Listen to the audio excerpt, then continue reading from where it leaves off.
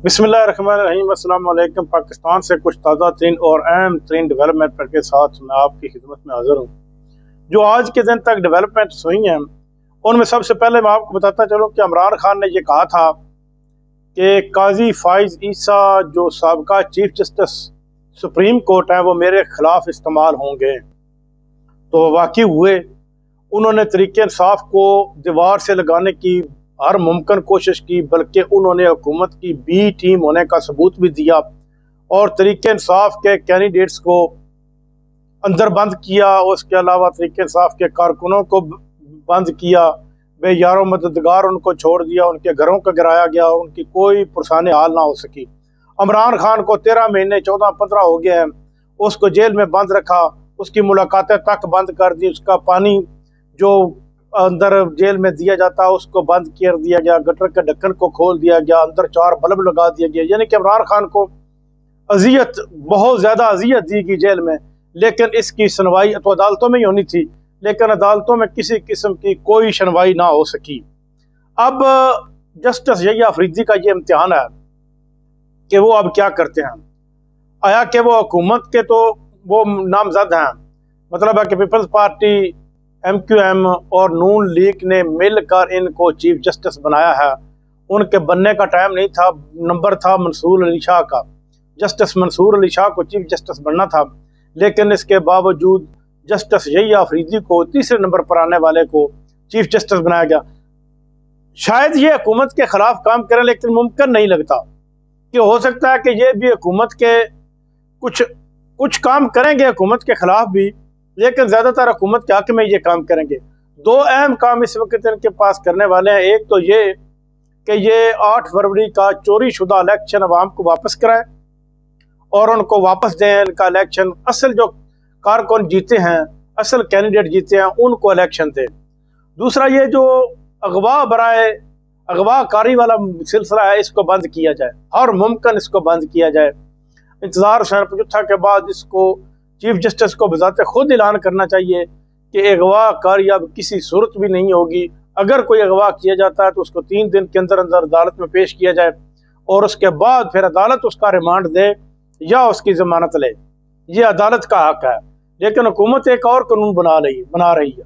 हुकूमत क्या है, इन दिनों में 1 या 2 दिन के अंदर ये कानून कौमी असम्बली में पेश करेगी, ये बिल। और ये कानून ये होगा कि किसी भी आदमी को सिक्योरिटी फोर्सेस वाले उठा रहे हैं अगर, तो 3 महीने तक वो उसकी तफ्तीश कर सकते हैं। यानी कि ये पूरी दुनिया में किसी जगह पर भी कानून नहीं है। 72 घंटे के अंदर अंदर मुलज़िम को पेश करना होता है अदालत में। ये 3 महीने तक किसी की अदालत में पेश नहीं करेंगे और उसकी कोई पूछगछ नहीं होगी। ये कानून अगर बन जाता है तो फिर कोई भी ओवरसीज पाकिस्तानी पाकिस्तान में कारोबार नहीं करेगा और ना ही अपना सरमाया लगाएगा।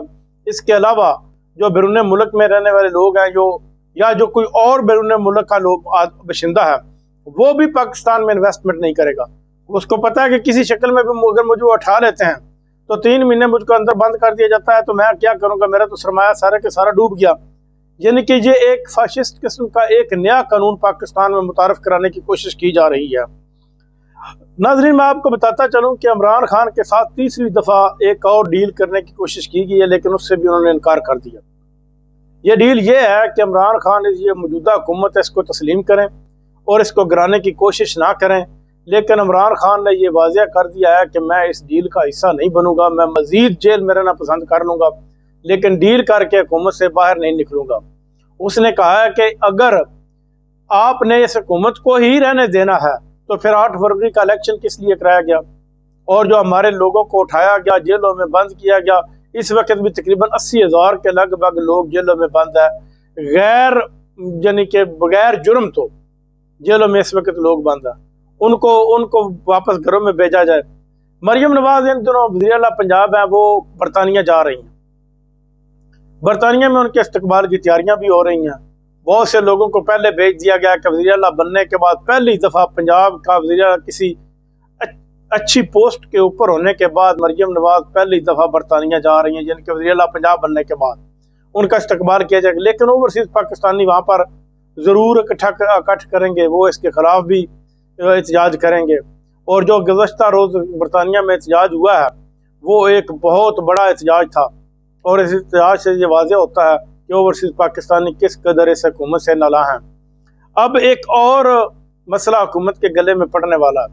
अक़वाम मुत्तहिदा में इंसानी हकूक़ के ख़िलाफ़ जो आज से काफ़ी अरसा पहले, काफ़ी माह पहले एक आवाज़ उठाई गई थी, जिसमें यह कहा गया था कि पाकिस्तान में इंसानी हकूक़ की बहुत ज़्यादा खिलाफ वर्जी हो रही है और इंसानी हकूक़ के ख़िलाफ़ ही इमरान खान को जेल में बंद रखा गया है, जो पाकिस्तान का साबिक़ा वज़ीर-ए-आज़म भी है। इस वक्त फिर दोबारा अक़वाम मुत्तहिदा में ये उठाया गया है कि इसके पाकिस्तान में इंसानी हकूक़ की खिलाफ वर्जी हो रही है, क्योंकि अक़वाम मुत्तहिदा का बोझ पाकिस्तानी हुकूमत नहीं बर्दाश्त कर सकती।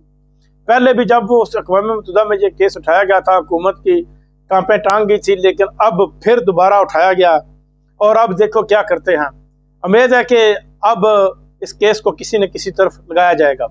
नवाज शरीफ ने एक और गेम डाल दी है। नवाज शरीफ कह रहे हैं कि अब मुल्क हमारा ट्रैक के ऊपर चढ़ गया है। ये हमेशा ही ऐसे कहते हैं, जब इनकी हुकूमत गिरने वाली होती है तो ये गिर चुकी होती है तो फिर ये कहते थे कि अभी तो मुल्क ट्रैक के ऊपर चढ़ा था तो इन्होंने हमारी हुकूमत गिरा दी।